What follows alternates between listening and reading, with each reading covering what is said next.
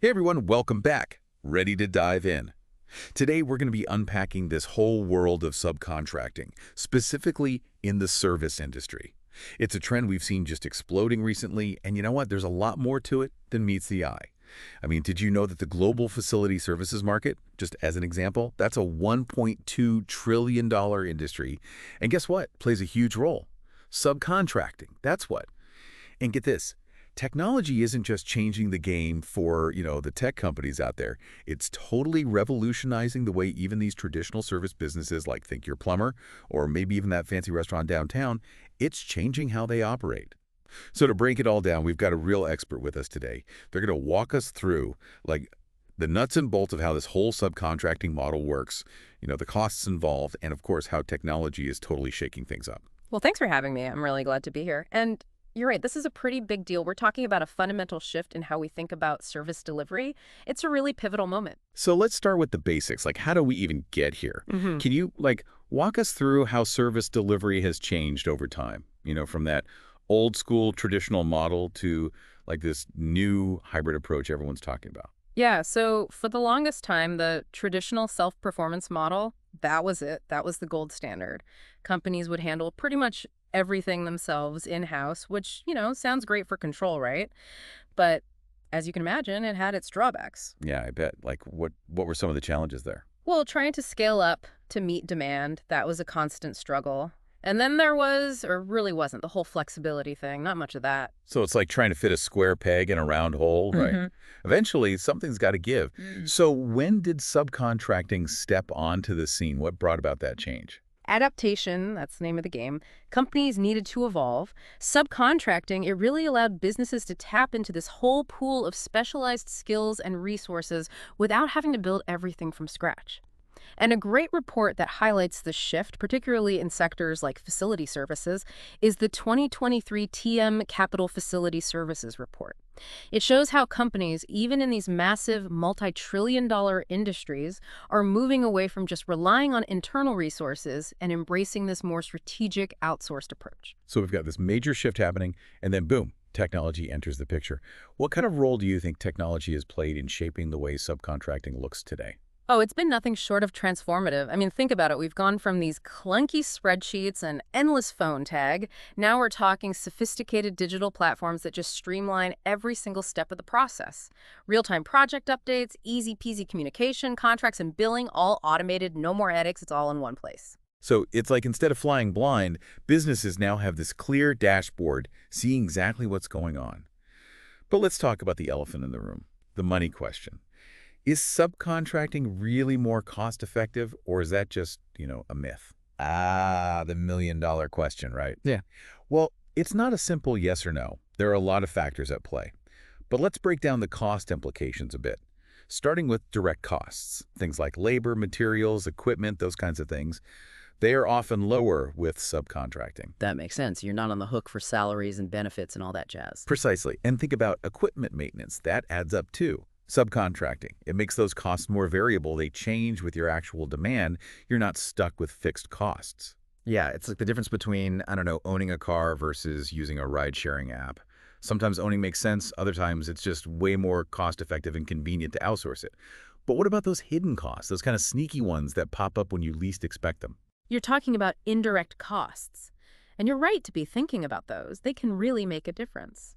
Exactly. And with self-performing, you've got expenses like recruitment, training programs, the whole administrative burden of managing a larger workforce. Absolutely. And with subcontracting, those often become the subcontractor's responsibility. They handle the staffing, the training, even things like insurance. It's a different ballgame.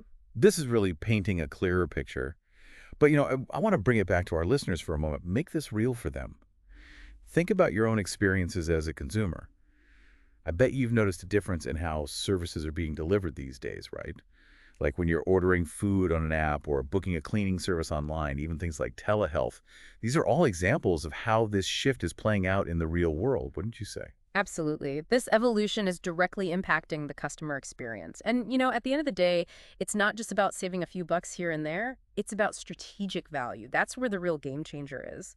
Now, that is a great point, and we're going to dive into that strategic value, explore how technology is playing a part, and uncover how to find that sweet spot with the hybrid model right after this quick break. Stay tuned.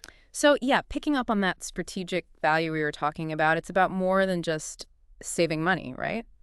Subcontracting, it injects this flexibility and scalability into a business, things traditional models just can't really touch. Yeah, that makes sense. It's like when demand goes up, or even down for that matter, you can adapt on a dime. Bring in those specialized subcontractors exactly when you need them. No need to go through the whole song and dance of hiring a full-time team. It's all about agility, being able to move quickly, especially in today's market. It's essential. It's like having a whole lineup of specialists on speed dial ready to jump in whenever a challenge pops up. Yeah. But how do you keep a handle on things? I mean, how do companies make sure the quality is up to snuff, especially when you're relying on people outside the company? It's got to be tough to maintain that brand consistency, you know? That's the million-dollar question, and honestly, that's where technology really steps up to the plate. We're seeing this surge in, like, digital tools specifically designed to manage subcontractor performance. Keep everyone on track. Think about it. Real-time monitoring, reporting that's automated, even AI getting involved with verification systems. It's wild. And it brings this whole new level of transparency and accountability to the table, which is great for everyone. Let's say you're a company that does, I don't know, smoke removal, right? Right. With AI doing its thing, you can actually have photo verification. So you can be sure the job was done, no more back and forth, no more billing nightmares. It's pretty amazing. It's like having a supervisor keeping an eye on things, but virtually. No one has to be on site, but everything is still accounted for. But it's bigger than just monitoring, right? Technology can actually help optimize the whole system, too. Exactly. Automation is everything these days. We're talking AI and machine learning, optimizing everything from who does what task to when you need to call maintenance. Imagine this, right? You've got a sensor on a piece of equipment, and it can sense a problem before it even becomes a problem. The system, it can automatically schedule maintenance. You avoid a breakdown. No one's service is interrupted. It's all seamless. That's the power of tech right there. That's mind-blowing. It really sounds like technology is the glue that holds this whole subcontracting world together. No. So we've talked about those traditional models, we've talked about subcontracting, and of course, technology's role in all of this. But how does it all come together? You mentioned this hybrid model earlier. Can you unpack that a little bit more for us? So the hybrid model, it's like finding that sweet spot. It's about recognizing that not every single task needs the same approach. Some things, they're at the core of what a company does. It makes sense to keep those in-house. Right. You don't want to outsource your secret sauce. Exactly. But other tasks, it's more efficient to bring in the experts, the specialists. So it's all about finding that balance, maintaining some things, but leveraging that flexibility that subcontracting offers. It's like knowing when to call in the reinforcements. Yeah. You've got your core team, but sometimes you need that extra firepower. 100%. Mm-hmm. It's about creating a service delivery model that's alive, responsive, something that can adjust when things change and pounce on new opportunities when they pop up. And that's where that strategic integration is key. Companies really need to take a hard look at what they do best, their core competencies, and then pinpoint the areas where subcontracting just makes sense. And of course, never stop evaluating, tweaking that approach to squeeze out the best possible results. It's like conducting an orchestra. You've got all these different instruments, but someone's got to make sure they're all working together to make beautiful music. So for those businesses out there, those service businesses, thinking about jumping into this hybrid model, what's your advice? What are the key takeaways they should remember? Okay, so number one, top of the list, embrace technology. It's not a nice to have anymore. It's the name of the game. If you're going to navigate the ins and outs of subcontracting, keep that quality high, and stay ahead of the curve, technology is non-negotiable. Number two, and this is huge, build a network of subcontractors you trust, people you can rely on. These are your partners in all of this, so choose wisely. Find people who share your values and nurture those relationships. And, just as important as choosing the right partners is making sure everyone's speaking the same language. So that brings me to my third point, training and communication. You got to prioritize that big time. That makes sense. You can't just throw people together and expect them to work seamlessly, right? Exactly. Your in-house team, they need to be prepped and ready to work with those subcontractors. It's about understanding the contracts, being comfortable with those communication platforms, and everyone having the same playbook when it comes to managing those projects. It's like building that bridge. Yeah. Right. Making sure everyone can cross it without, falling through the cracks. That's a great way to put it. And last but not least, stay agile, my friend. The service industry, it's always changing. It never sits still. True that.